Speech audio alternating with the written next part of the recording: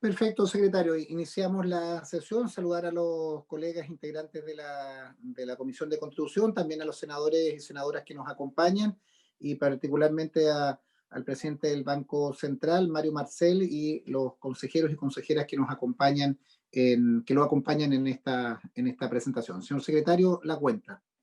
Gracias, presidente. Muy buenos días. Señor presidente, hemos recibido en esta secretaría un oficio del presidente de la excelentísima Corte Suprema, don Guillermo Silva Gundelach, mediante la cual informa acerca del estado en que se encuentra el proceso de nombramiento de candidatos para proveer los cargos vacantes de ministros del primer Tribunal Ambiental con sede en la ciudad de Antofagasta. Esta respuesta de la Corte Suprema es a una solicitud que se hizo a nombre de esta comisión.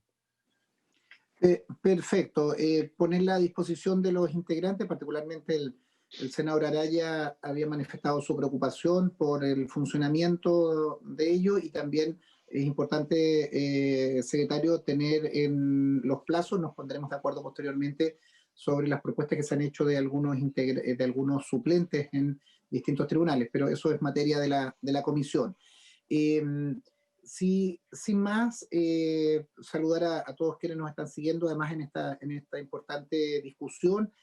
Tomamos un acuerdo el día de ayer de poder oír. Hoy día se ha convocado hasta total despacho eh, formulado por el senador Rodrigo Galilea, de poder escuchar el presidente del Banco Central, Mario Marcel, lo cual haremos a continuación.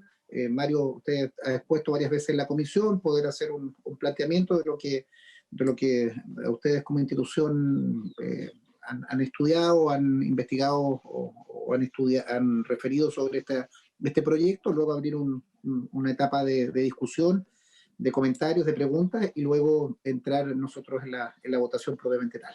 Don Mario Marcel, bienvenido y tiene la palabra. Muy bien, muchas gracias, presidente, y muchas gracias a las senadoras y senadores de la comisión por la invitación a exponer respecto de este proyecto. Me acompaña el vicepresidente del banco, don Joaquín Vial, y los gerentes de política monetaria, política financiera y el fiscal del banco. Tenemos una presentación que entiendo que se envió a la comisión, aquí está.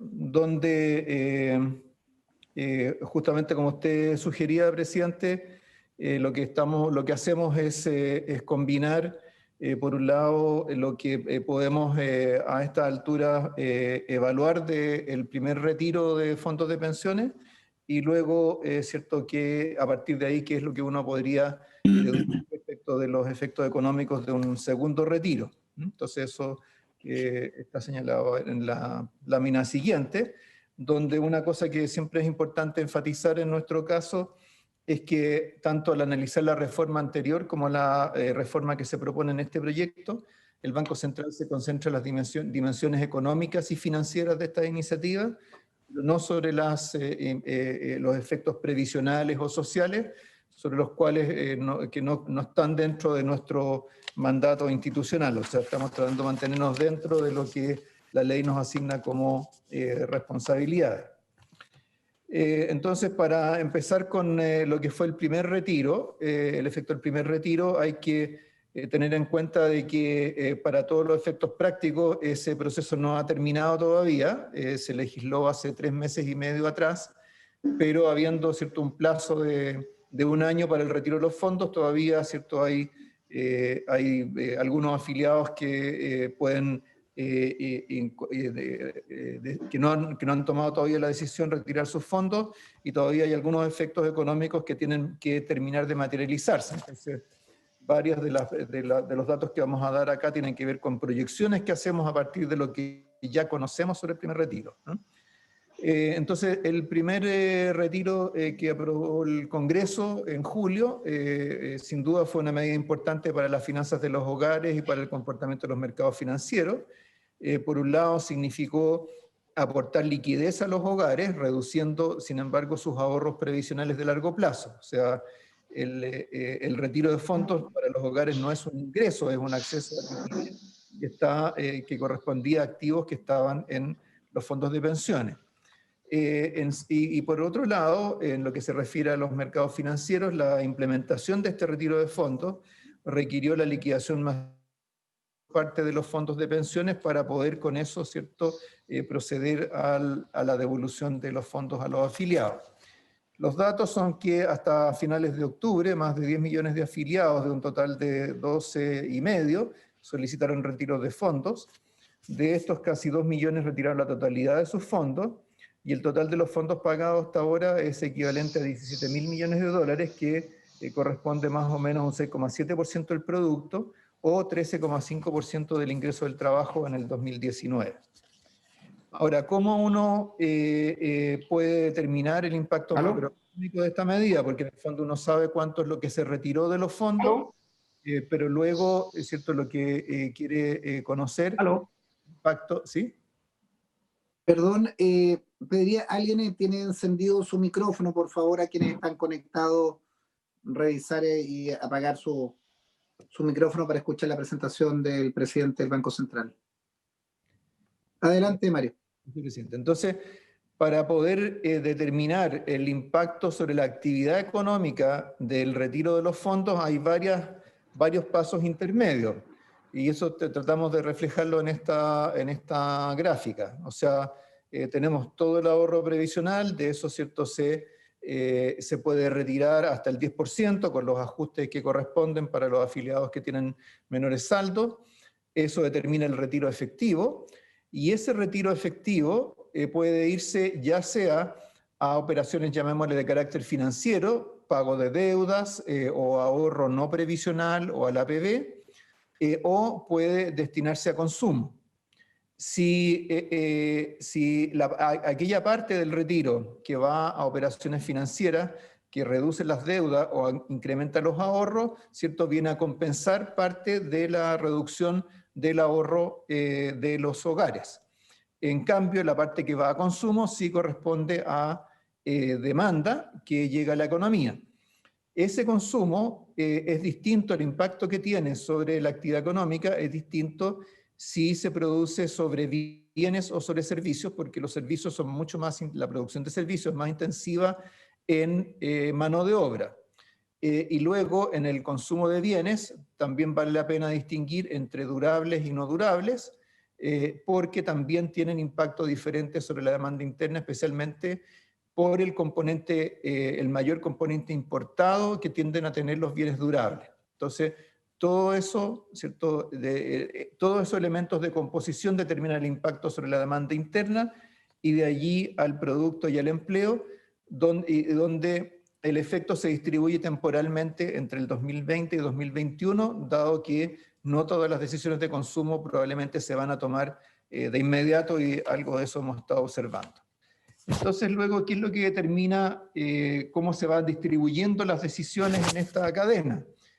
Bueno, el retiro efectivo de los fondos respecto al potencial depende de las restricciones de liquidez o las necesidades, ¿cierto?, que tengan los hogares, dependen de la preferencia que tengan por consumo actual versus futuro, y también la manera en que perciben las cotizaciones previsionales. Hay gente que puede ver, o sea, tiende a ver las cotizaciones previsionales como ahorro, pero otros que lo ven más bien como un impuesto. Algo de eso ha cambiado, ¿cierto?, justamente a raíz del primer retiro, pero es diferente, ¿cierto?, cuando uno ve las cotizaciones como un impuesto a cuando las ve como un ahorro que genera ingresos futuros. En segundo lugar, para resolver sobre la proporción de retiro destinado a consumo versus ahorro, las personas en principio evalúan el retorno financiero de las alternativas de ahorro previsional, la alternativa al ahorro previsional, cuáles son sus niveles de endeudamiento, el costo financiero, el costo de la morosidad.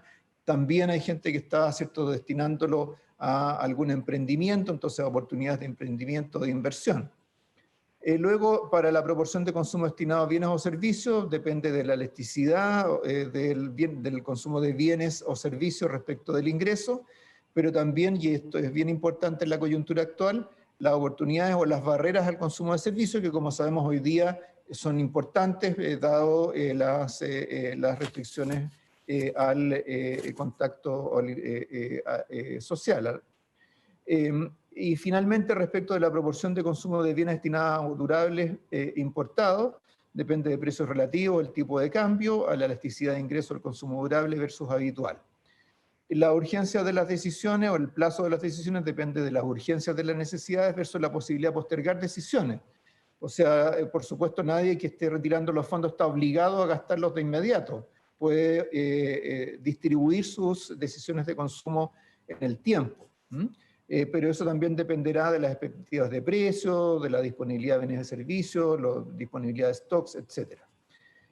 Y por último está el comportamiento compensatorio de otros agentes. O sea, puede que haya cambios en el ahorro del gobierno, en el ahorro de las empresas, el espacio que haya para ajustar la cuenta corriente de la balanza de pagos, que es el ahorro externo.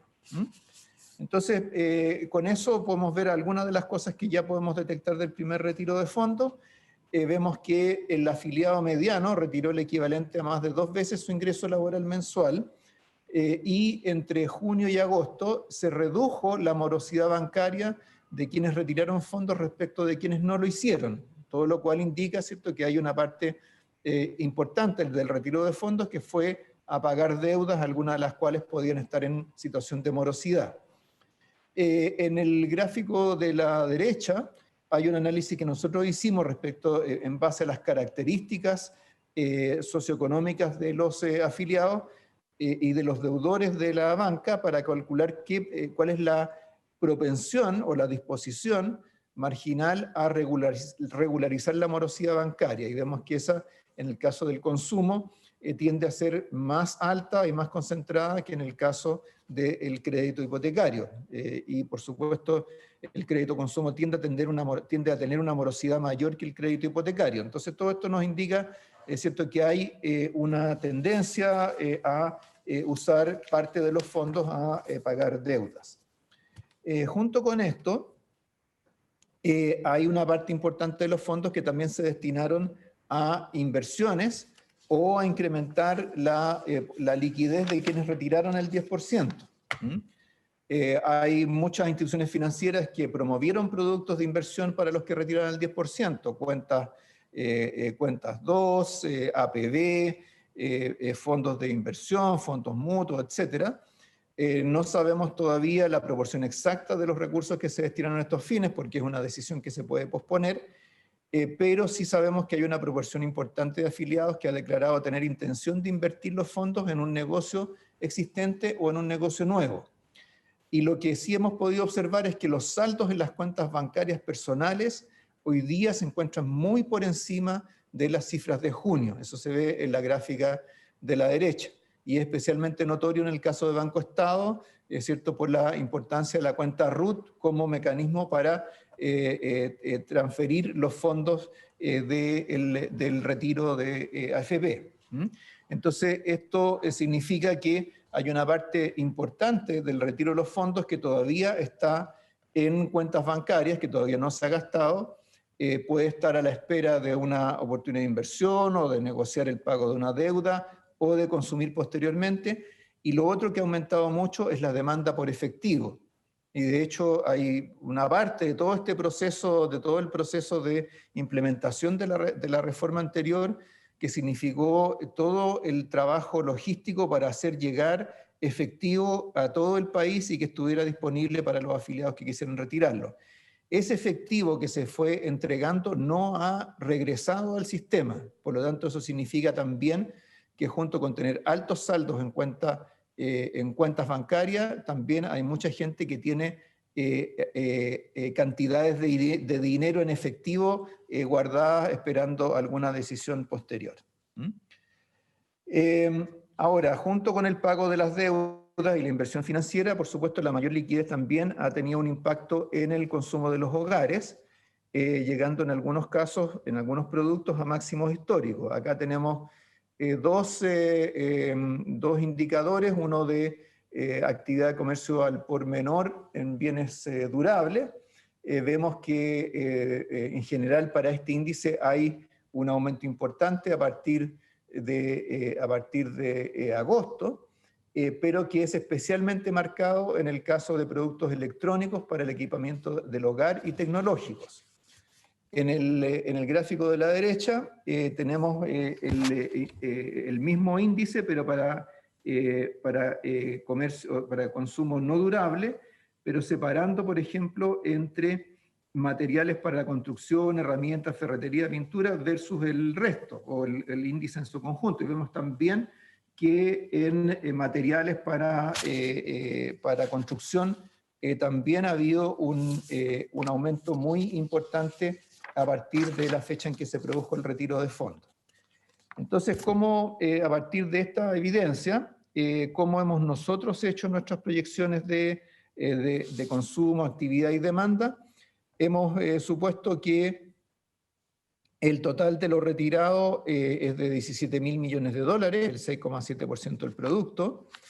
La proporción del retiro destinado al pago de deudas de inversión financiera se estima que es la mitad de lo que se retiró, o sea, sumando, ¿cierto?, el pago de deudas y la inversión financiera o otras formas de ahorro, y por lo tanto la otra mitad corresponde a consumo. De esa mitad que corresponde a consumo, suponemos que aproximadamente 2/3 del retiro no ahorrado va al consumo de bienes y solamente 1/3 al consumo de servicios. También incorporamos otros efectos sobre la demanda, particularmente el costo tributario que tiene la medida, y también suponemos que las decisiones de consumo se dividen entre 2/3 en el 2020 y 1/3 a comienzos del 2021. Con esto, entonces, el impacto sobre el producto del retiro de los fondos en el 2020 sería del orden del 1,2%, y el impacto sobre el PIB del 2021 sería alrededor del 0,6%. Todos estos números y estos supuestos estuvieron incorporados en el informe política monetaria de septiembre. Con estos cálculos, entonces, ¿cómo se refleja esto en las proyecciones de actividad para el 2020? En este gráfico vemos todos los factores que contribuyeron a cambiar la proyección para el año respecto de la que en septiembre respecto de la que se había hecho antes en junio.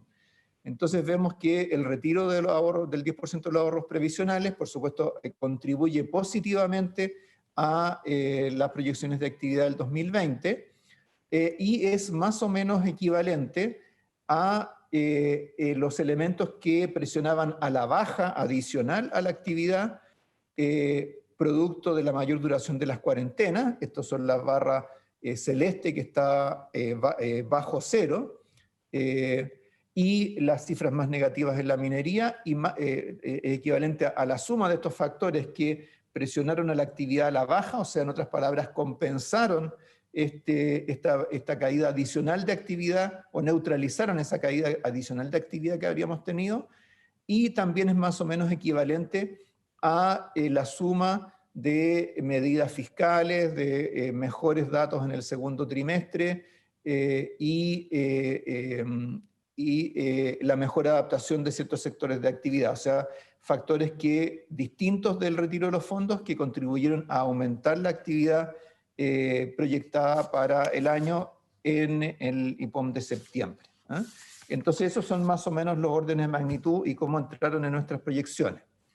Ahora, no solamente, ¿cierto?, como Banco Central nos tiene que preocupar la actividad, sino también la inflación. Y lo que hemos visto en este sentido es que después del retiro de los fondos de pensiones, hay algunos componentes de precios, algunos componentes de la canasta de consumo que han tenido aumentos repentinos de precios, particularmente en el caso de vestuario y calzado y equipamiento para la vivienda, como se ve en el gráfico del medio, tuvieron un aumento muy marcado en los últimos meses y explican parte importante de las sorpresas de inflación respecto de lo esperado en septiembre y octubre. Eso entonces tendió a generar cifras de inflación en esos meses superiores a lo que se esperaba. Eso se ve en el gráfico de la derecha, donde en la barra morada o rojo oscuro es el IPC efectivo, y las otras barras corresponden a las expectativas de inflación que había para esos meses, de acuerdo a las encuestas que aplica el Banco Central, a operadores financieros, a economistas, y a lo que reflejaban los seguros de inflación. Entonces, también ha habido algún efecto sobre la inflación que posiblemente, siendo el retiro de fondos un fenómeno de carácter transitorio, probablemente sea también transitorio lo mismo que el impulso a la actividad. Entonces, con esto uno puede hacer un balance de costos y beneficios económicos. Siempre en el ámbito económico, por supuesto, hay una serie de otros elementos que en fin, forman parte del análisis que hace el Parlamento, pero desde el punto de vista económico, ¿cierto? Ahí entre los factores positivos está la reducción de la deuda y de la morosidad, el aumento de la demanda interna, el impacto sobre el producto, y del lado negativo están los efectos que puede tener la reducción del ahorro, de las pensiones futuras y del costo fiscal. Entonces, ¿cómo uno podría evaluar esta medida? Bueno, uno podría decir, para generar un incremento del PIB de 1,2% en el 2020, hubo que reducir el ahorro, por decir, entre comillas, el ahorro previsional de los hogares en más de 6,5% del producto. Más el costo fiscal que tiene la medida. Entonces, hay una cierta, llamémosle, desproporción el esfuerzo o a la magnitud del retiro de los fondos de pensiones y al final el impacto que tiene sobre la actividad en el 2020. A esto, por supuesto, hay que agregarle aproximadamente 0,6 puntos de producto en el 2021. Uno podría comparar esto con qué es lo que tendría que hacer si quisiera tener el mismo efecto por la vía del gasto fiscal. Si fuera por la vía del gasto fiscal, bueno, significa básicamente que se requeriría más o menos un tercio del equivalente al retiro de los fondos para tener el mismo efecto sobre la actividad. O sea, si un incremento de la inversión pública acompañado con deuda por un monto equivalente de la reducción del ahorro privado elevaría en 6,3% el PIB en un año. Entonces, esa es la relación de 1 a 3 que se produce respecto al impacto sobre la actividad del retiro de los fondos. O sea, esta medida es entre 2/3 y 3/4 menos efectiva que una medida fiscal equivalente. Por supuesto, esa medida fiscal no estaba sobre la mesa, no era una alternativa en el momento que se legisló sobre este tema. Ahora, el efecto de largo plazo de una reducción del ahorro previsional también es importante tenerlo en mente. Obviamente no todos los efectos económicos son de corto plazo, porque en este caso, ¿cierto?, se está afectando el ahorro. Entonces, los efectos de largo plazo se relacionan con el hecho de que, dado que el retiro de los fondos no es un ingreso, sino que es la liquidación de un activo, el mayor consumo que se financia por esta vía genera un ahorro negativo para los hogares. Entonces reduce el ahorro privado. Si esa reducción del ahorro privado no se compensa con el aumento de ahorro de algún otro agente doméstico, entonces quedan dos alternativas. Una es que el ahorro externo sea el mismo y por lo tanto se reduzca la inversión, y la otra posibilidad es que se mantenga la inversión pero se requiera un ahorro externo mayor. Ese ahorro externo mayor significa que la economía se vuelve más dependiente de los flujos de capitales y que el tipo de cambio o nuestra moneda tiende a depreciarse en el largo plazo. Por otro lado, hay efectos fiscales que, en fin, ya el ministro de Hacienda habrá tenido oportunidad de explicarlo, y también existen potenciales efectos sobre la prima de riesgo y los costos de financiamiento, si es que a partir de una medida como esta se generan dudas sobre la calidad de las instituciones locales, o simplemente si es que hay expectativas de que este es un proceso que no tiene un límite muy importante y por lo tanto muy claro, y por lo tanto todo este proceso de liquidación de activos y de cambios que implica para el mercado financiero, eso eleva el riesgo de la economía local, porque esa economía local tiene menos capacidad para separarse de lo que ocurra con los shocks externos, que ha sido una de las fortalezas que hemos tenido en los últimos años. Entonces, hay todos esos elementos de largo plazo que son importantes tener en mente. Ahora vamos a la parte de la liquidación de los activos. Entonces, acá en esta gráfica vemos que los activos que liquidaron las AFP para financiar el retiro se concentraron fundamentalmente en activos de inversión extranjera y en bonos bancarios y en menor proporción en bonos de tesorería, renta variable, es decir, acciones, depósitos a plazo u otros activos de renta fija nacional. Y lo que aumentó fueron los activos del Banco Central que corresponden a PDVC, es decir, títulos de bonos de muy corto plazo que sirven para manejar la liquidez de los fondos de pensiones. Así es como se ordenó la liquidación de activos de los fondos de pensiones. Y como sabemos, esto no produjo grandes alteraciones en los mercados. Esto en buena medida ocurrió porque el Banco Central, la Superintendencia de Pensiones y las propias AFP tomaron decisiones que ayudaron a que los efectos indeseados del retiro fueran acotados. ¿Cuáles habrían sido los efectos indeseados del retiro? Que hubiera habido una liquidación masiva y desordenada de activos que hubieran presionado a la baja sus precios y hubieran presionado, por lo tanto, al alza las tasas de interés. O hubieran producido niveles de volatilidad importantes en los mercados financieros. ¿Qué es lo que hicimos nosotros? Nosotros anunciamos un conjunto de medidas una vez que se despachó, que se publicó la ley, para resguardar la estabilidad del sistema financiero. Esto lo vamos a ver a continuación, pero incluyó la compra de bonos bancarios, un mecanismo de compra a contado y venta a plazo también de bonos y una ventanilla de compra de depósitos. Esto permitió apoyar el proceso de liquidación de activos que debían realizar las AFP y al mismo tiempo la Superintendencia de Pensiones también adoptó algunas medidas para flexibilizar los límites de inversión en ciertas contrapartes e instrumentos para también facilitar este proceso de ajuste de los portafolios de los fondos de pensiones. Y las AFP prefirieron liquidar una gran parte de activos en el exterior por transar en ese caso en mercados donde las operaciones de la AFP no tienen impacto sobre los precios. Porque si lo hubieran hecho en activos que se transan en mercados locales, por supuesto el peso de la AFP es mucho mayor y eso habría presionado a la baja los precios. Pero las AFP tienen incentivos regulatorios de rentabilidad mínima que los impulsan a buscar, para casos como estos de liquidaciones importantes, mercados en los cuales no se producen grandes impactos en los precios, entonces todo eso también ayudó a esta liquidación ordenada. Y por último, los tiempos de liquidación del portafolio local también coincidieron con la habilitación de las ventanillas del Banco Central para que todo este proceso pudiera operar. ¿Cómo se usaron las medidas del Banco Central? Lo vemos en la lámina siguiente.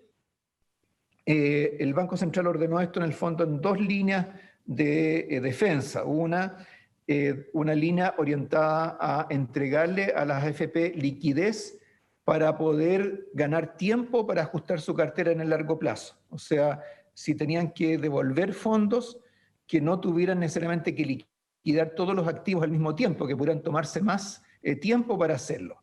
Para eso, esta facilidad de compra a contado y venta a plazo sirvió porque en el fondo a través de esta facilidad el Banco Central compraba al contado bonos bancarios en el corto plazo y al mismo tiempo hacía un contrato de venta a la misma AFP a plazo al mismo precio. Entonces, en el fondo, por esa vía, la AFP ganaba espacio para poder efectuar sus liquidaciones más definitivas de activos. Y en la segunda línea, lo que buscaba era limitar el impacto sobre ciertos mercados de activos que pudiera tener la liquidación de activos de los fondos de pensiones, y para esto dispuso una ventanilla de compra de bonos bancarios y compra de depósitos a plazo con un castigo suficiente para proteger el patrimonio del banco y para reflejar el hecho de que obviamente la concentración de ventas de activos en un mercado tiene un efecto negativo sobre el precio.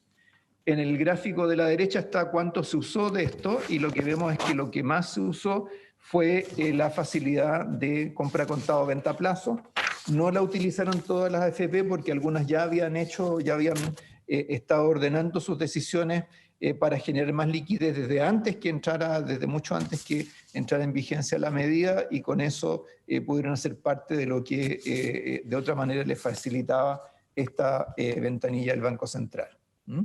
Esto se ve en la lámina siguiente, se ve cómo los fondos de pensiones aumentaron sus márgenes de liquidez. Se ve, por ejemplo, en el aumento en la compra de PDVC, y por otro lado, ¿cierto?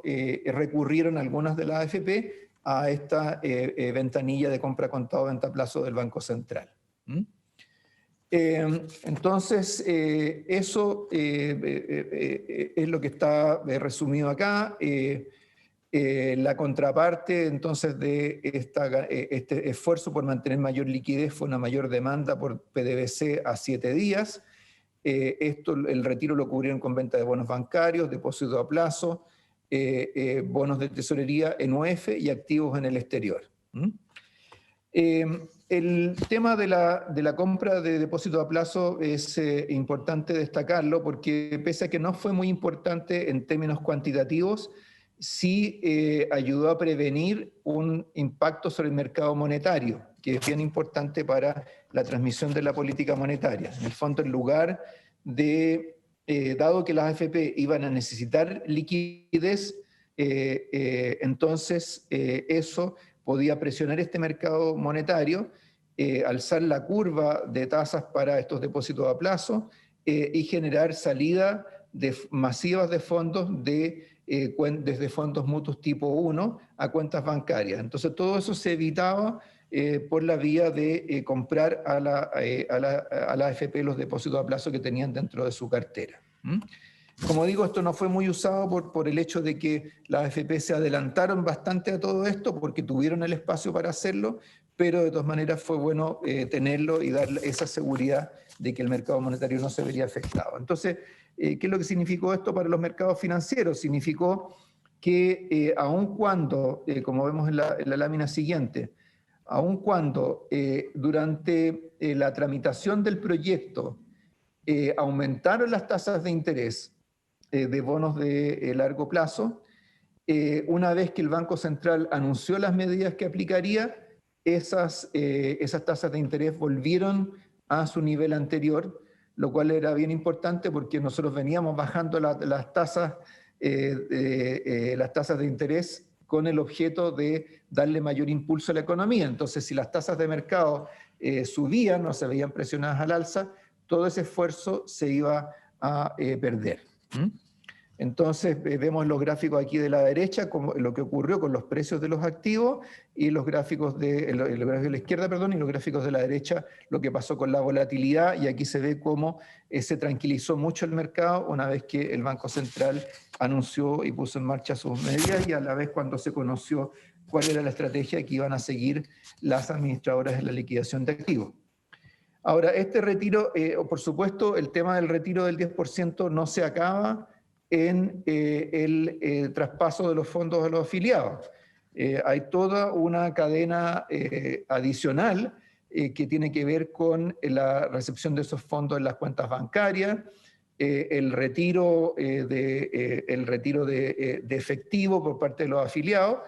Todo eso lo vemos en la gráfica siguiente en términos de cómo evolucionó M1, que es el agregado monetario que normalmente uno monitorea, y se ve acá que en este periodo aumentó el circulante, aumentaron los depósitos en cuenta corriente y aumentaron los depósitos en cuentas vistas. O sea, todos estos activos más líquidos aumentaron significativamente. Entonces, con eso concluye el repaso de todo lo que fue el primer retiro de fondos. Ahora uno tiene que tener claro qué diferencias pueden haber en un segundo retiro de fondos. Entonces eso se resume en este cuadro y se muestra que hay algunas diferencias que son importantes. Por un lado, la naturaleza misma de la medida, por el hecho de que el primer retiro se anunció como una medida excepcional por una única vez. Por supuesto, al haber un segundo retiro es difícil poder reponer esa lógica de una medida por una sola vez, y eso como vamos a ver, tiene algún impacto, puede tener algún impacto sobre la manera en que los mercados reaccionan posteriormente a esta medida. En segundo lugar, es diferente el contexto económico. El primer retiro se produjo en el punto de máxima contracción de la actividad, o sea, la ley se despachó a fines de julio, junio, julio fueron meses bastante negativos. Hoy día la recuperación ha ido ganando impulso, ha ido recuperándose el empleo, ahora han ganado continuidad las que en realidad recién empezaron a llegar a los hogares por junio. Entonces, por supuesto, todo este entorno es diferente. También son diferentes los beneficiarios, porque en el primer retiro había un conjunto amplio y muy diverso de afiliados, ahora va a estar más concentrado en afiliados con saldos mayores, probablemente de mayor edad o con nivel socioeconómico medio alto, todos los cuales ya accedieron a un retiro anterior. Entonces, si pensamos que el primer retiro hubo una concentración importante de extranjeros, de mujeres, de jóvenes que retiraron todo su saldo, entonces ahora vamos a tener en un segundo retiro, tendríamos, ¿cierto?, una concentración en otros afiliados que no tienen esa participación de mujeres, jóvenes y extranjeros. El retiro máximo pasaría de 21.000 millones de dólares a 19.000 millones de dólares. El costo fiscal, aquí nosotros reprodujimos las cifras que proporcionó el Ministerio de Hacienda. Y un tema que es bien importante es la relación entre fondos potenciales y el consumo intensivo en empleo. Y vamos ahora a ver a continuación algunos datos que explican esto, pero hoy día en el primer retiro tuvimos una proporción relativamente baja del retiro que fue a solventar el consumo habitual que incluye servicios que son más intensivos en empleo. En un segundo retiro, dado el perfil de beneficiario, o sea, personas de mayor edad, mayor ingreso, mayores saldos en los fondos de pensiones y que ya efectuaron un retiro anterior, es esperable que la proporción de un segundo retiro que se destina a inversiones financieras y consumo durable probablemente sea mayor y sea menor la proporción destinada a consumo no habitual y de servicios que son los que generan un efecto multiplicador mayor. Por último, el impacto sobre los mercados financieros del primer retiro fue muy reducido por la liquidación concentrada en activos externos. Este impacto en un segundo retiro es potencialmente mayor, sobre todo si es que a partir de aquí se genera la expectativa de nuevos retiros y si es que hay plazos menores de implementación, que es un tema, ¿cierto?, que ha estado discutiendo la Comisión. Ahora, hay un tema que tiene que ver con el impacto en los precios, que es importante tener en cuenta, que es que yo decía, en el primer retiro hubo una concentración de gasto en ciertos ítems, de consumo durable, de vestuario y calzado, etc. En la perspectiva, o sea, ¿por qué aumentaron los precios en esos ítems? Bueno, esa fue, por supuesto, la preferencia de los afiliados que gastaron sus fondos, pero también hay limitaciones de stocks disponibles para la compra. Lo que hemos observado en los últimos meses es que no ha habido reposición de stocks en estas categorías, en estos productos.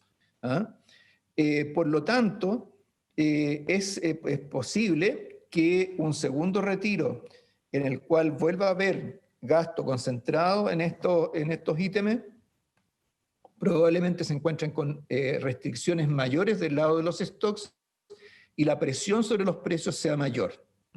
Por lo tanto, es posible que en un segundo retiro tengamos un impacto algo mayor sobre la inflación. Acá juntamos índices de ventas y de importaciones para automóviles, para productos electrónicos y electrodomésticos, para vestuario y calzado, y vemos que en todos estos casos, aun cuando han aumentado las ventas, no han aumentado las importaciones. Por otro lado, en el índice de percepciones de negocios que aplica el Banco Central, los planes de reposición de inventarios que recogemos de las empresas es de una reposición ligera o considerablemente más lenta. La proporción de empresas del sector comercio que consideran que los inventarios están bajos ha aumentado también de manera significativa en el INSE, que es este índice de expectativas empresariales. Ahora, en términos del impacto profundizando sobre el impacto sobre el consumo, en la lámina siguiente tenemos un ejercicio que hemos hecho para tratar de combinar lo que es una estimación de la caída de los ingresos de los hogares en el 2020, el impacto de las transferencias y el impacto de un primer y segundo retiro. ¿Esto por qué? Porque hogares con distintos niveles de ingreso tienen distintas preferencias de consumo. Entonces, ¿qué es lo que podemos ver acá? Lo que podemos ver es que si comparamos los dos extremos de la distribución, en el quintil 5, durante el 2020 prácticamente no hemos tenido pérdidas de ingresos, tampoco ha habido, más bien ha habido variaciones pequeñas de ingresos positivas, tampoco han recibido transferencias importantes del gobierno, pero el efecto del primer retiro y del segundo retiro es muy importante, porque todo esto, ¿cierto?, son hogares que probablemente en el análisis de los microdatos que están detrás de este cálculo, son todos hogares que tenían, en que las personas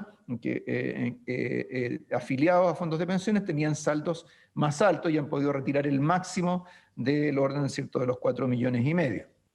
En el otro extremo, lo que tenemos es que el primer quintil de ingresos tuvo una caída de ingresos producto de la pandemia. Una buena parte de esa caída de ingresos se ha compensado con transferencias y a eso se agregó el efecto del primer retiro y se agregaría el efecto de un segundo retiro. Pero, por supuesto, ese efecto es menor, porque tenemos acá ciertos trabajadores con menores ingresos, menores saldos, más lagunas previsionales y, por lo tanto, menos espacio para poder retirar fondos y también probablemente una parte de los afiliados que retiraron todos sus fondos en el primer retiro. Y luego tenemos todos los estratos intermedios que tuvieron caídas importantes de ingresos, recibieron una proporción menor de transferencias del gobierno y para los cuales los retiros de fondos fueron importantes como suplementos o ingresos. Entonces, ¿qué es lo que resulta de esto? Que un segundo retiro estaría más concentrado en afiliados pertenecientes al 20% más rico de la población, dado que este segmento ya hizo un retiro de la misma magnitud y que su propensión a consumir bienes de consumo habitual es menor, el impacto sobre el consumo privado, la demanda interna y el producto probablemente sea menor en un segundo retiro. Además, este segundo retiro tendría un componente mayor de beneficio tributario por exención de impuesto a la renta para los afiliados que pertenecen al quinto quintil. Para todos los efectos prácticos, ¿cierto?, dada la cobertura que tienen impuesto a la renta en Chile, todos los que pagan impuesto a la renta están en el quinto quintil. Ese segmento se benefició de la exención tributaria y probablemente en un segundo retiro ese beneficio sea mayor porque, es cierto, al ser un ingreso adicional, le correspondería aplicarle tasas marginales mayores. Entonces, al estar exento, el beneficio tributario es mayor. Esto contrasta con la menor magnitud del retiro para el primer quintil al excluir a los afiliados que quedaron con saldo cero. Entonces, en la práctica, si quisiéramos comparar estas dos cosas, el beneficio tributario acumulado para el 20% más rico entre el primer y segundo retiro sería largamente superior a todo el segundo retiro del 20% más pobre.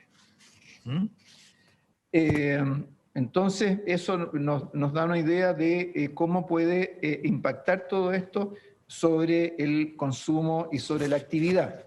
Y simulaciones que hemos hecho nosotros indican que si uno combina el efecto de este segundo retiro, que tiende a estar más concentrado en los quintiles de mayores ingresos, que ya tuvieron el máximo de retiro anterior, lo combina con una presión adicional sobre la inflación, la efectividad o el impacto sobre la actividad del segundo retiro sería entre 1/4 y 1/3 menor al del primer retiro. Y luego de aquí nos pasamos al efecto sobre los mercados financieros.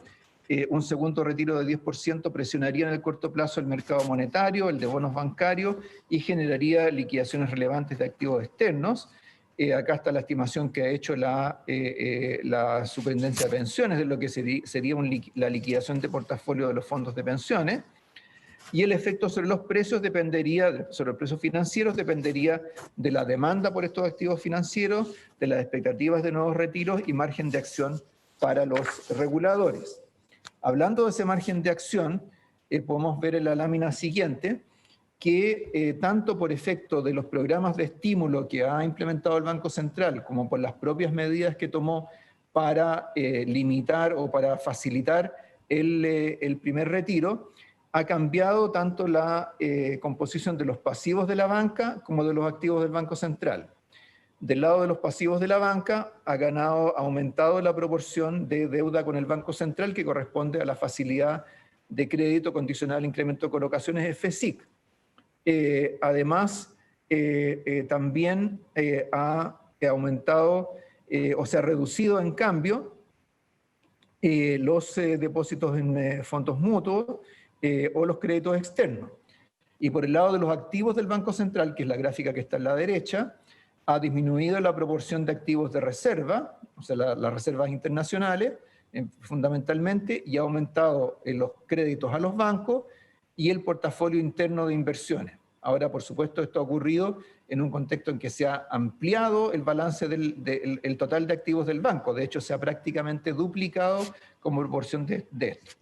Entonces, ¿hacia dónde apuntamos con esto? Con que hasta ahora un instrumento que se ha usado mucho en todo este proceso, tanto para el estímulo a la actividad, para inyectar liquidez a la economía, como para absorber el impacto del retiro de los fondos de pensiones, que han sido los bonos bancarios. Actualmente el Banco Central, lo vemos en la gráfica siguiente, ya tenemos más de 8.000 millones de dólares en bonos bancarios, y eso reduce nuestro margen de acción. ¿Por qué reduce nuestro margen de acción? Porque los bonos bancarios, ¿cierto?, son la deuda que tienen los bancos. Nosotros no podríamos como Banco Central terminar siendo el principal o único acreedor de la banca. No podemos aumentar ilimitadamente nuestra tenencia de bonos bancarios. Entonces, eso es algo que hay que tener en mente. Ahora, aparte de esto, por supuesto, hay otras facultades que tiene el banco, entre ellas la que vio esta misma comisión tiempo atrás, ¿cierto?, para la compra de bonos de tesorería en el mercado secundario. Entonces, hay que tener claro que las facultades del Banco Central para adquirir activos están limitadas en función del emisor, están limitadas a las instituciones financieras públicas y privadas y al fisco en el mercado secundario, y están también determinadas por el tipo de intervención que se requiere, definido como intervenciones de carácter transitorio. O sea, el Banco Central, o sea, no está dentro de su objetivo ampliar su balance ilimitadamente simplemente por el hecho de que otros actores están vendiendo activos. Estas facultades se ejercen dentro del mandato del banco de contribuir a la estabilidad financiera que se define en la ley orgánica como continuidad de pagos internos y externos, donde el condicionamiento es mayor para la compra de instrumentos de tesorería, dado la redacción, ¿cierto?, de la norma que quedó aprobada hace poco tiempo.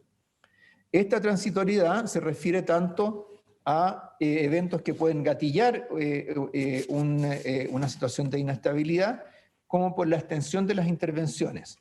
Entonces esto implica ciertas limitaciones para actuar frente a cambios más permanentes o más estructurales en el mercado. En otras palabras, para nosotros comprar activos de la AFP, tenemos que tener a quien vendérselos después. Entonces, ¿qué significa esto? Que mientras los cambios sean de carácter transitorio, todo esto es relativamente fácil de implementar. Cuando hay cambios más permanentes, los efectos patrimoniales que se derivan de los precios en los que se efectúan las transacciones pueden ser mayores. Entonces hay un tema que tiene que ver con impactos sobre el patrimonio del banco y sobre el patrimonio de otros agentes económicos. Entonces, mientras mayor sea la expectativa de nuevos retiros y menor la proporción de activos elegibles para ser adquiridos por el Banco Central, más limitado va a ser su ámbito de acción. Esto no quiere decir que ese ámbito de acción sea cero hoy día. Por supuesto, el Banco Central tiene instrumentos para actuar, pero un elemento diferenciador muy importante es hasta dónde esta secuencia de retiros de fondos de pensiones se ve como una secuencia que va a continuar en el futuro, porque en ese caso, ¿cierto?, quienes tienen activos que se van a vender, no necesariamente en el segundo retiro, pero en un tercero, cuarto o quinto, van a preocuparse de venderlos cuanto antes de que bajen de precio, y eso por sí mismo va a presionar los precios a la baja y al alza las tasas de interés. Entonces, esto lo que nos lleva es que en la medida que se avance hacia un segundo retiro, yo sé que está avanzada la tramitación, pero no podemos, creo que no cumpliríamos con nuestra obligación si no lo señaláramos. Se deberían considerar elementos mitigadores para enfrentar riesgos de efectos negativos en el corto plazo. ¿Qué tipo de factores y qué tipo de mitigadores se deberían considerar? Primero, en lo que se refiere a los plazos para la entrega de los fondos. El proyecto actual considera solamente un pago en 30 días versus un proyecto anterior con 2 pagos en 40 días. Esto genera presiones de liquidez sobre los fondos, pero también problemas operacionales en todo el proceso que sigue. O sea, el tema de los plazos no es solamente cuán presionados estén los fondos de pensiones para vender sus activos, sino que luego de eso viene una serie de problemas logísticos o desafíos logísticos que tienen que ver con la transferencia de los fondos a los bancos, la disponibilización de los fondos para los afiliados, la disponibilidad de efectivo para aquellos que quieren retirar efectivo, aunque estén recibiendo ¿cierto?, los fondos en su cuenta bancaria, quieren retirar efectivo. Toda esa cadena logística requiere tiempo para poder operar de manera eficaz. Entonces, el mitigador para esto sería prolongar el plazo de la entrega o permitir entrega parcelada, al menos para los pagos de montos mayores. En segundo lugar, un tema que genera mucho ruido durante la implementación de una medida como esta son los cambios de fondos de pensiones. ¿Por qué? Porque en el fondo, simultáneamente con el ajuste, simultáneamente con la liquidación de activos para poder hacer el retiro de fondos, al mismo tiempo podrían haber afiliados que se están cambiando de fondo. Entonces quiere decir que la AFP, aparte de tener que generar la liquidez para pagarle al que retira fondos, tiene que estar cambiando la composición de sus activos por los mismos u otros afiliados que se estén cambiando de fondo. En el proyecto, en la ley anterior, se estableció que el afiliado que que solicitaba el retiro de fondos no se podía cambiar hasta que estuviera completa la operación. Pero sería más adecuado restringir el cambio de fondos durante todo el periodo de retiro de fondos, que sería mucho más limpio, más claro y generaría más tranquilidad para el manejo de todas estas operaciones financieras. Y el tercer tema, el tercer factor de riesgo, son las expectativas de mercado o los riesgos que están asociados a una secuencia de retiros futuros, porque al romperse la lógica de la única vez, esto puede afectar la credibilidad institucional, puede hacer subir la prima por riesgo, las AFP van a tender a tomar posiciones más líquidas y menos rentables para enfrentar futuros retiros, el espacio de acción para el Banco Central va a ser menor frente a cambios más permanentes en el mercado de capitales domésticos. Y en esto, ¿cierto? Un tema relevante sería hasta dónde en este segundo retiro se marca alguna diferencia respecto del retiro anterior, por ejemplo, respecto del tratamiento tributario de los retiros, por ejemplo, respecto de los retiros de los afiliados de mayores ingresos o de mayores fondos. Con esto, entonces, termino, presidente, diciendo que el primer retiro de ahorros movilizó un gran volumen de recursos. Su implementación exitosa se debió en buena medida al esfuerzo de los reguladores, el Banco Central, la AFP, para que fuera un proceso ordenado. Ayudó también a esto el que la ley definiera la medida como excepcional y única, se acotaran las expectativas de ajustes mayores, y que hubiera una proporción importante de afiliados que estuvieran en aquel momento en los fondos más líquidos, particularmente en el fondo E. Este primer retiro está teniendo un impacto relevante sobre el consumo, la demanda, la actividad en el 2020. Ese efecto lo estima el banco en un 1,2% del producto, con un saldo menor adicional en el 2021. Esto ha permitido compensar el efecto sobre la actividad de la extensión de las cuarentenas. Aún así, la eficiencia de la medida en términos de impacto sobre la actividad es limitada, dado que para obtener ese aumento de 1,2% adicional en el 2020 fue necesario reducir los ahorros previsionales en un 6,5%. Por su parte, la reducción de ahorros previsionales puede incidir sobre la inversión o la dependencia de financiamiento externo de la economía en plazos más largos. Y en cuanto al segundo retiro, sus efectos económicos no pueden suponerse iguales a los del primero.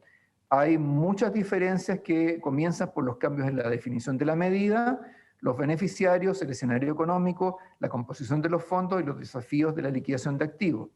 En términos de actividad, el impacto sería menor y más acotado temporalmente al concentrar sus beneficios más en afiliados de mayores ingresos, menor propensión a consumir.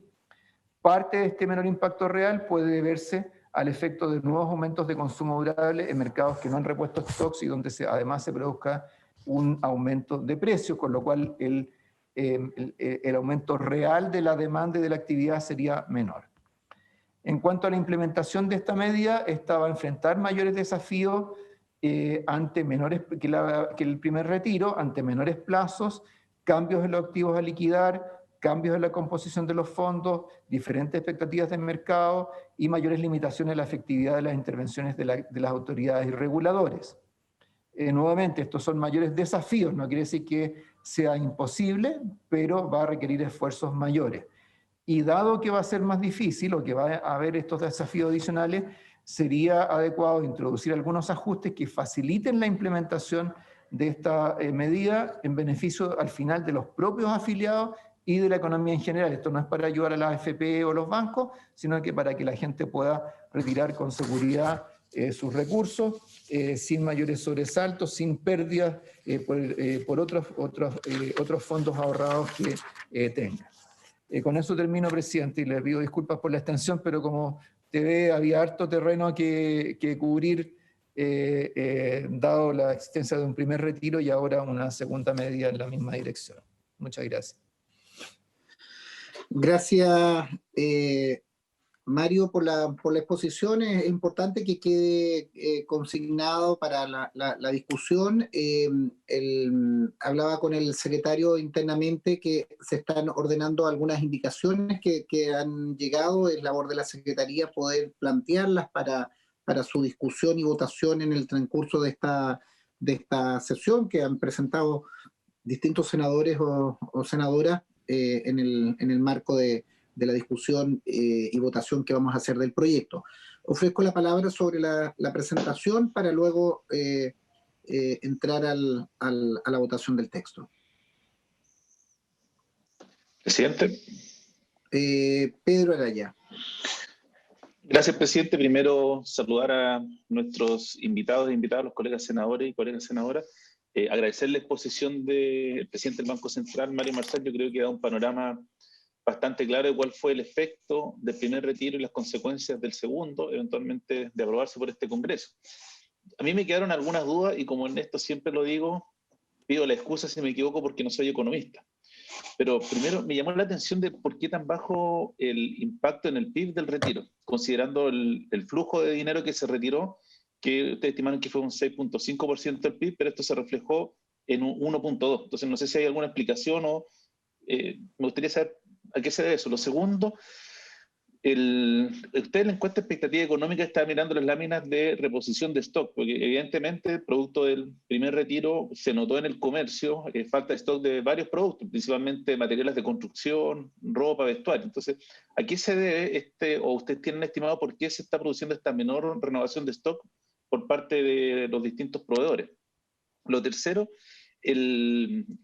entiendo que las AFP, según las láminas que mostró Mario Marcel, el presidente del Banco Central, las AFP liquidaron mayormente en el mercado externo su activo más liquidable, la acción en el fondo.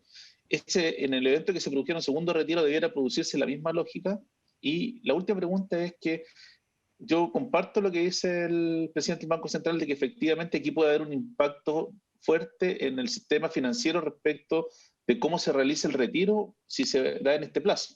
Entonces, y me causa preocupación lo que usted dice, que eventualmente el Banco Central quedaría sin margen de maniobra o con muy poco margen de maniobra si es que se aprobara como está la norma ante la eventualidad de alguna contingencia no prevista, que podamos tener, por ejemplo, algún rebrote de la pandemia durante el mes de enero y febrero y hubiera que confinarse nuevamente a toda la ciudadanía o algún otro factor externo, lo que pasa con Estados Unidos, entre otras cosas. Entonces, eso se me podría explicar o detallar un poco más en cómo se afectaría la posibilidad del Banco Central de poder actuar frente a esta situación.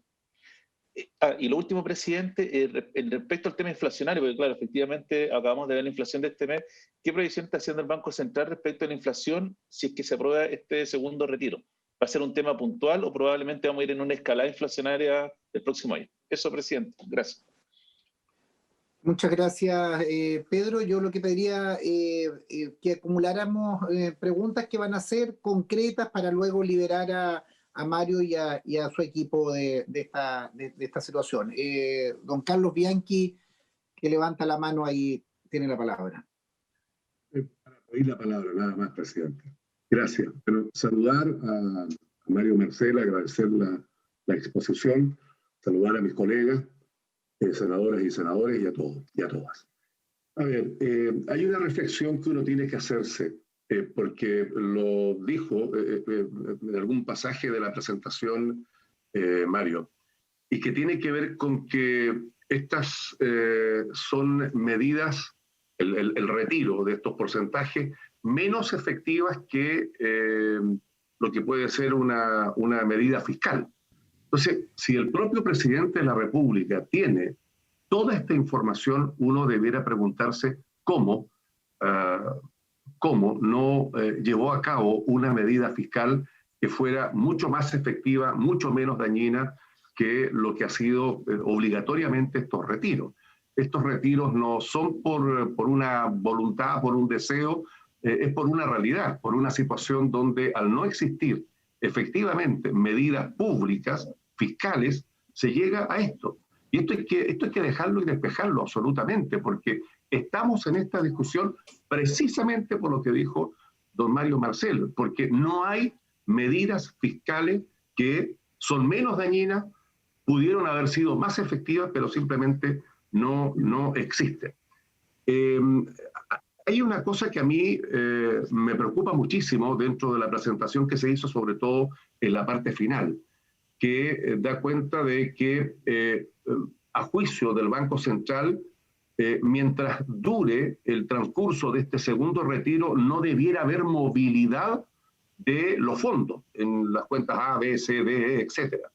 Eso es una especie de corralito, o sea, claramente allí lo que le hacen al afiliado es prohibirle que trate de encontrar una relativa rentabilidad, porque efectivamente allí lo que hace es dejarlo entrampado en la letra en la que estaba, y si hay pérdidas va a tener que asumir esas pérdidas. Esa situación, sinceramente, a mí me preocupa muchísimo. Y lo otro es que establece el señor Marcel es el plazo. Claro, yo puedo entender que efectivamente lo deseable es un plazo de 30 o 60 días o 1, 2 o 3 pagos para el retiro que se haga.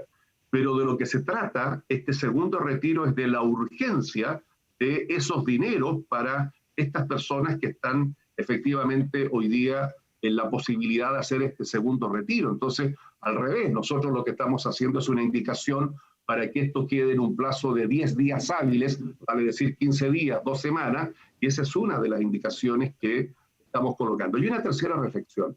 Cuando aquí se habla de que aquí va a ser retiro el segmento más rico del país, yo quiero decir con ejemplos de carne y hueso concretos que muchos de los emprendedores que dan trabajo y que hoy día no pueden dar trabajo porque tienen sus locales cerrados, están con enormes pérdidas y con todos los gastos que ello conlleva, son precisamente muchas de estas personas que pueden hacer uso de este segundo retiro para activar nuevamente su emprendimiento y generar más trabajo. Entonces, yo trato de entender la presentación. De hecho, es una presentación que está tremendamente bien equilibrada, no tiene intencionalidad, y eso hay que señalarlo con mucha fuerza, pero a mí me preocupa que el presidente de la República, teniendo este informe del Banco Central, sabiendo que es mucho más efectivo medidas públicas, fiscales, no haya llegado con nada y estemos discutiendo lo que estamos discutiendo hoy día. Yo quiero agradecer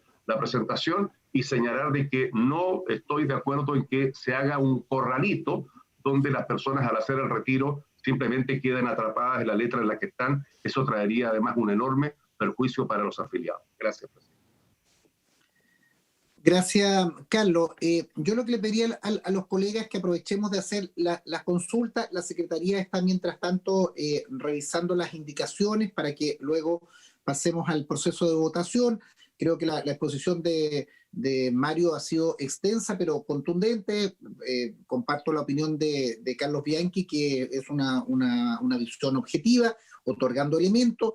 Yo le echo de menos algunos elementos, que haré la pregunta en su oportunidad, pero le pediría a los colegas que hagamos preguntas concretas para aprovechar, despejar dudas y luego abocarnos a la votación. Senadora Isabel Allende. Gracias, presidente. En primer lugar, saludar al director del Banco Central, a Mario Marcel, y a su equipo. Agradecer la presentación, yo creo que ha sido muy ilustrativa, digamos, y creo, como decía el senador Bianchi, de alguna manera nos da bastantes elementos respecto a efectos del primer y segundo retiro. Hay cosas que me gustaría consultarle a Mario Marcel. Yo entiendo que estaba focalizado y esa fue la petición de la comisión, porque por supuesto hay que votar este proyecto específico, pero es imposible no poner esto en un cierto contexto, que yo me gustaría preguntarle al director del Banco Central. Es decir, Chile ya había dejado de ser una economía dinámica, ya venía creciendo una tasa bastante menor, algo así como 2.8, y esto refleja un tema estructural. Entonces, aquí hay interrogantes que obviamente escapan a la presentación que nos está haciendo y el aporte que nos hace el Banco Central para mirar este proyecto, pero hay un contexto que no podemos ignorar. Yo creo que tenemos un tema estructural en nuestra economía que es innegable. Entonces, eso es lo primero. Y también, de alguna manera, incluso las propias cifras que nos habló, en fin, refleja una respuesta fiscal que fue modesta. Esa es la verdad en esta pandemia, y en ese sentido incluso desoyendo, por decirlo de alguna manera, lo que el propio Fondo Monetario Internacional ha recomendado a países que tienen una espalda fiscal mayor, que tenían que invertir sobre la gente, la mayor protección hacia las personas, y eso uno como que queda medio con la sensación de que la respuesta que nosotros tenemos, digo nosotros hablamos como oposición, que nosotros tenemos que las respuestas del gobierno fueron insuficientes, no fueron de un gran impulso fiscal, y por cierto la protección ha sido también algo insuficiente, y eso está demostrando que si no, no habría este nivel de presión incluso para el primer retiro o segundo retiro. Entonces hay evidencia de que un mayor apoyo a la familia, incluso dentro de la ley de presupuesto hemos discutido crear un fondo extraordinario por dos razones. Una, porque ya se acaba el IFE, se acaba los fondos de cesantía. Entonces, imposible no pensar cómo vamos a proteger a la familia, y además incluso el riesgo de un rebrote. O sea, también esto no lo podemos desconocer, que estamos en medio de la pandemia. Y también preguntarle al director del Banco Central algo que es preocupante, presidente, y que su exposición nos lo dijo, es interesante. O sea, con el primer retiro, en el análisis que hizo, hubo bastante consumo de algunos bienes como tecnológicos, lo podríamos calificar. O sea, estamos hablando, supongo, de computadores, tablets, mayor conexión a internet, etcétera, etcétera. Y esto se debe, obviamente, porque estamos trabajando a distancia, porque la presión sobre el hogar ha sido muy fuerte por el tema educativo y laboral. Entonces, aquí hay un tema que también yo siento que no se aborda y que tenemos que ayudar entonces, porque hemos dicho, uno, hay una enorme brecha digital.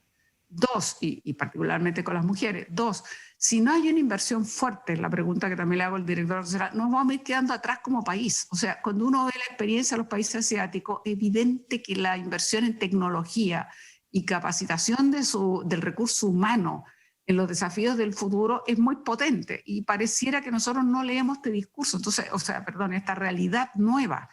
Entonces me gustaría también preguntarle cómo ve esto el director del Banco Central, porque es muy importante que nosotros, está bien, tenemos que analizar este segundo retiro, pero también estamos en un marco de una economía del país que queremos que sea lo más sana y con las mejores oportunidades. Entonces a mí me preocupa mucho cuando yo siento que de repente no somos capaces de mirar experiencias que son muy potentes.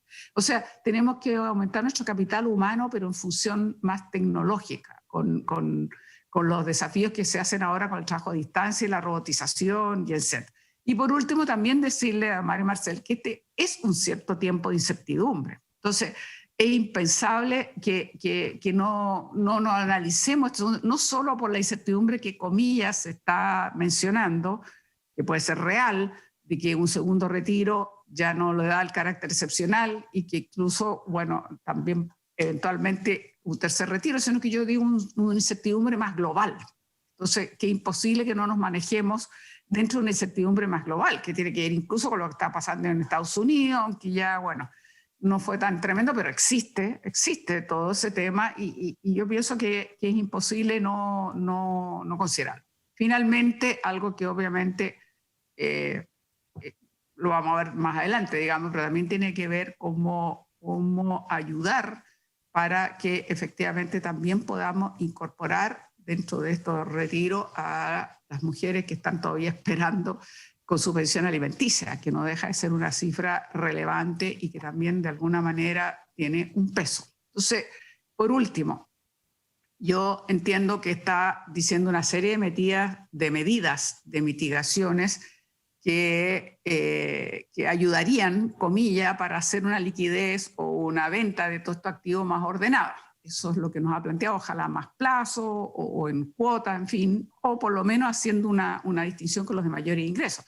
Pero eso va en relación directa y contraria a lo que, comillas, se prevé la presión y la demanda, digamos, las personas que están interesadas en el segundo retiro por las distintas motivaciones, fundamentalmente se entiende necesidades. Entonces tenemos que buscar un equilibrio y encontrar una fórmula que ayude, que efectivamente el Banco Central siga de alguna manera orientando a la mejor forma que esto se haga, porque es evidente que nos interesa. Entonces me gustaría como que pudiera precisar qué pasaría, con esto termino, presidente, qué pasaría en la pregunta por la exposición de Mario Marcel si no se diera en esos términos, sino que más bien en línea contraria, o sea, un solo retiro y menos plazo.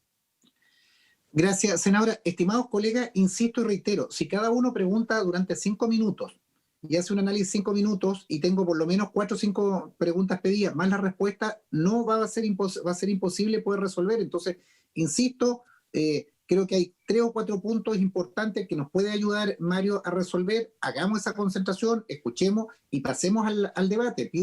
Insisto, por favor, con los tiempos de pregunta y para poder resolver inquietudes que creo que ha planteado legítimamente el presidente del Banco Central. Senador Moreira me ha pedido la palabra.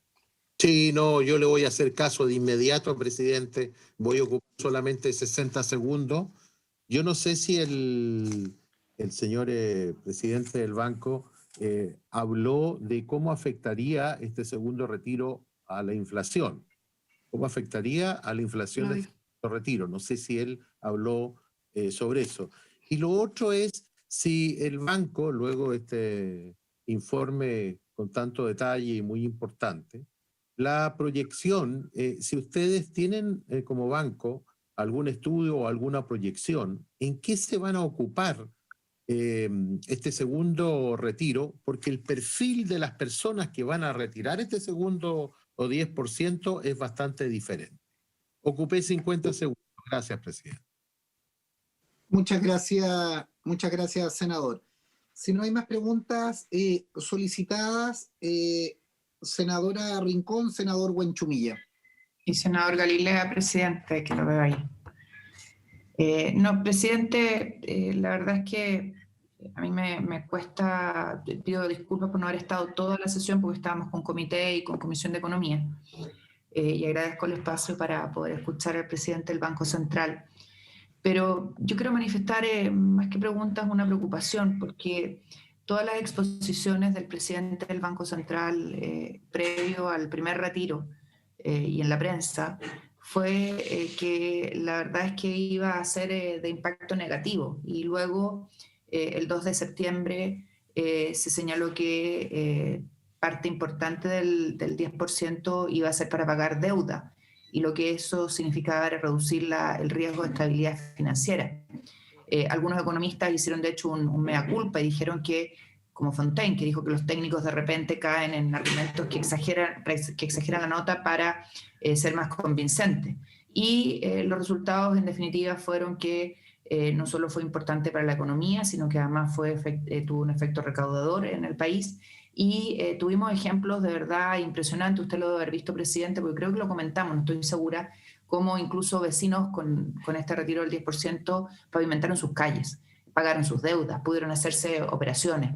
En fin, en el fondo, en la ausencia del Estado, los vecinos con sus ahorros, las personas con sus ahorros, pudieron enfrentar situaciones dramáticas. Y yo quiero destacarlo acá porque uno se queda con la sensación de que de repente los técnicos, los que más saben o los que más debieran saber, ponen encima de la mesa argumentos para asustar. Y cierro con una pregunta, presidente, al presidente del Banco Central respecto de por qué no se transparentó, o a lo mejor yo estoy equivocada, y rogaría que el presidente me lo aclare, las medidas que se iban a tomar o se estaban tomando para evitar los efectos negativos en los mercados con algo que se veía venir. Y ahí obviamente es importante el rol que jugó el banco en esta materia y que sabía que podía jugar para abordar esta situación. Gracias, presidente. Gracias, Jimena. Don Francisco Buenchumilla y luego el senador Galilea. Presidente, quiero hacer 3 preguntas al señor presidente del banco. Pero antes me hago eco de lo que dice la senadora Rincón, en el sentido de que la economía es impensable sin la política. Que a veces eso es lo que nos ha fallado en los últimos 30 años. Pero en fin, ese es motivo de otra discusión. Las preguntas que quiero hacer son 3. Una, dice el señor presidente que dentro de los efectos negativos se encuentra la reducción del ahorro. Entonces no me queda claro cómo puede afectar la reducción del ahorro cuando ese ahorro que existía antes del retiro ya estaba invertido. Se supone que todo lo ahorrado en el fondo de pensiones, en ese mercado de capitales, ya estaba invertido y por lo tanto hay una inversión. El ahorro futuro va a depender, bueno, si efectivamente los cotizantes y el conjunto de la economía siguen ahorrando o no. Pero lo que ya se retiró estaba invertido, no logro entender esa lógica. La segunda pregunta es si este retiro debe imponer o no impuestos. El señor presidente decía que el retiro de fondos no constituye ingreso, sino que es liquidación de un activo. Yo entiendo que eso puede ser un lenguaje económico, no sé si es el lenguaje jurídico de la ley de impuesto a la renta, pero además, como afectaría este segundo retiro presumiblemente a ingresos más altos, yo no sé si se pusieron impuesto a la tasa marginal de los que cotizan al global complementario en el 30% o 35% de la tasa marginal. No sé si el banco ha hecho un estudio, porque yo tengo la impresión de que aunque pusiéramos ese impuesto a ambas tasas, el resultado sería bastante menor para las arcas fiscales. Yo no sé si produciría un gran impacto o es una cosa, digamos, irrelevante desde el punto de vista fiscal. Y lo tercero es que mucha gente en el primer retiro hizo esta operación porque de todas maneras era tan bajo el ahorro que tenían que indefectiblemente iban a terminar en la pensión básica solidaria. Y por lo tanto, ¿para qué voy a tener la plata ahí si al final el fisco tendrá que darme la pensión básica solidaria? Y no sé cuánto esto está al segundo retiro. Puede haber también una gran cantidad de gente que dice, aprovecho mi plata que la tengo ahí porque a la larga el fisco también tendrá que darme una pensión básica solidaria. No sé si el banco tiene algún estudio, alguna opinión al respecto. Gracias, presidente. Gracias, Francisco, por la pregunta. Le pediríamos ahí al presidente del Banco Central acumularlas para dar respuesta. Rodrigo Galilea también me ha pedido la palabra y quiero reconocer, Rodrigo, al comienzo que usted señaló la la necesidad de que contáramos con la presencia del presidente del Banco Central al inicio de esta sesión. Y damos fe de esa petición que se ha cumplido y ha servido para despejar dudas o para poder hacer preguntas. Tiene la palabra Rodrigo. Gracias, presidente. Voy a partir haciendo una declaración de medida de principio. Yo soy de los que cree que esta no es una gran medida y que solo el realismo político me hace decir, bueno, busquémosle algún ajuste para que sea o apunte solo a quien deba ayudar. Porque al final del día, dentro de los que retiran, por supuesto que están quienes necesitan, hay otros que retiran por el estímulo muy humano de decir, prefiero tener la plata hoy día a tenerla en 20 años más. Y finalmente están los que retiran porque dicen, si no retiro todo lo que puedo hoy día, el día de mañana a lo mejor alguien va a pescar mis fondos y se los va a llevar por otro lado, así que mejor me precavo en lo que pueda. Así que siempre va a haber una mezcla de cosas. Pero mirando los antecedentes del Banco Central, un cuadrito que mostró, no sé si lo recuerdan todos, de los quintiles, cómo había sido el comportamiento de menos ingresos y después cómo se habían compensado a través de transferencias monetarias, retiros, etc. Corríjame, presidente del Banco Central, pero en general el quintil 1, 2, 3 y 4 habían visto reducidos sus ingresos más o menos en torno al 3%, 3, algo por ciento, y mediante todas las transferencias monetarias, llámense IFE, llámese el propio retiro, el primer retiro, llámese bono clase media, etc., había llegado a un ingreso, había tenido una compensación que estaba más bien en torno al 6%. Con la sola salvedad del quintil, el quinto, el de más recursos, que en términos generales, porque aquí uno siempre tiende a confundirse, todos nosotros conocemos a algún empresario gastronómico, de transporte o de cualquier otro rubro que se quedó sin ingresos, le está yendo muy mal, pero en términos generales, y acá uno tiene que mirar el cuadro completo, el quintil, el quinto, el 20% de más recursos de este país, no ha visto reducido en nada sus ingresos, y al contrario, todas las transferencias y todo esto ha hecho que lo suba enormemente. Y esto lo quiero juntar con un tema que al final planteó el senador Buenchumilla, porque el único quintil que paga impuestos a la renta en Chile es el quinto. Es justamente este que no ha visto reducir en nada sus ingresos, al contrario, los ha visto incrementados, que no tiene mayor gasto, no gasta más en consumo porque eso lo tiene resuelto o ahorra o simplemente invierte en bienes durables, a lo mejor cambia de auto, se compra una casa, en fin. Entonces, dado que este quintil no ha tenido prácticamente perjuicios durante todo este año y además es el único que paga impuestos, me parecería a mí de toda razonabilidad que al menos si es que se va a proceder a este retiro, que cada uno tenga que pagar los impuestos que deba pagar. Porque incluso aquel integrante de este quintil que lo está pasando mal, naturalmente lo está pasando mal porque le cayeron los ingresos. Y si le cayeron los ingresos y suma después, vamos a suponer que retiró el máximo, 150, lo suma a sus ingresos al global complementario, probablemente no va a tener que pagar impuestos porque se le había caído su ingreso habitual de otros años. Por lo tanto, en la suma, finalmente no va a pagar muy probablemente nada. Simplemente van a pagar todos aquellos que nunca habían dejado de tener ingresos, lo que me parece de una justicia distributiva o redistributiva bien básica.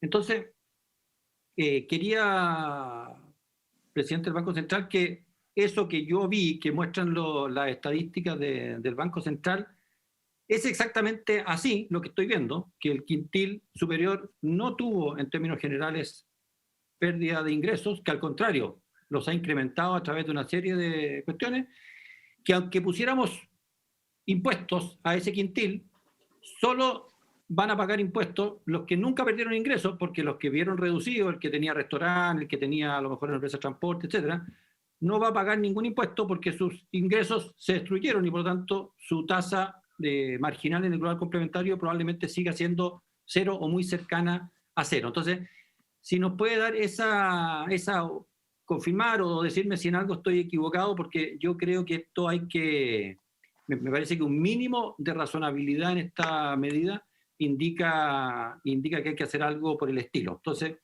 quería, si usted podía confirmarme si tengo algún error en lo que yo entendí y vi, o si es correcto, al menos los cuadros, no lo que yo estoy diciendo en cuanto a las medidas, pero sí los antecedentes que usted presentó.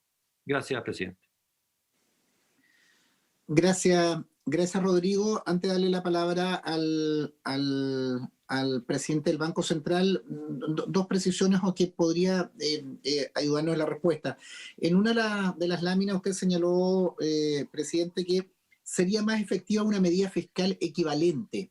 Cuando usted comparaba el impacto en las primeras láminas sobre lo que significó el primer retiro, usted señala, y lo ha anotado textualmente, dice, sería más efectiva una medida fiscal equivalente. ¿A qué medida fiscal se refiere? Mucho hemos insistido y mucho hemos reconocido, impulsado este tipo de iniciativas porque no hay medidas fiscales equivalentes, porque no ha habido focalización, porque en definitiva las transferencias que se han hecho no llegan a la comunidad. Esa primera pregunta.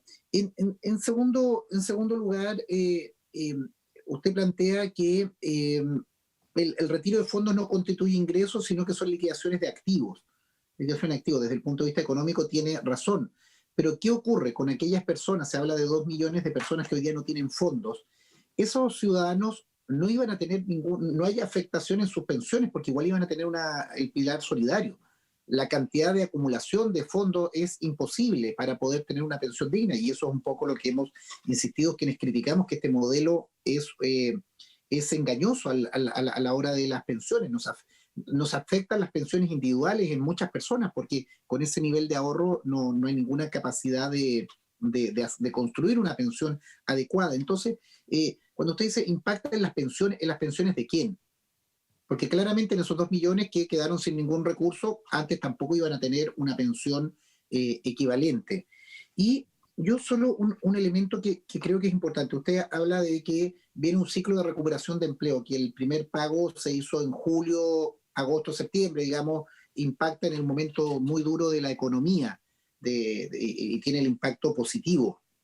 No veo en la simulación que ustedes hacen, no se ponen en la hipótesis de un rebrote, y un rebrote principalmente en las grandes ciudades. Yo me alegro mucho de ver que Gran Santiago, Gran Valparaíso están gozando, digamos, de mayor libertad y por tanto de mayor dinamismo económico. Pero como Santiago no es Chile y a veces el Banco Central atiende solo ahí en las 4 cuadras del centro fundacional de Santiago, el Nuevo Extremo, yo quiero decirle, Mario, que en el sur hay regiones enteras que están en cuarentena y que no llevan 1, 2, llevan semanas, meses. Puerto Montt, Punta Arenas, estoy viendo ahora noticias en Coronel, que hay protestas en la calle porque la gente lleva 2 meses.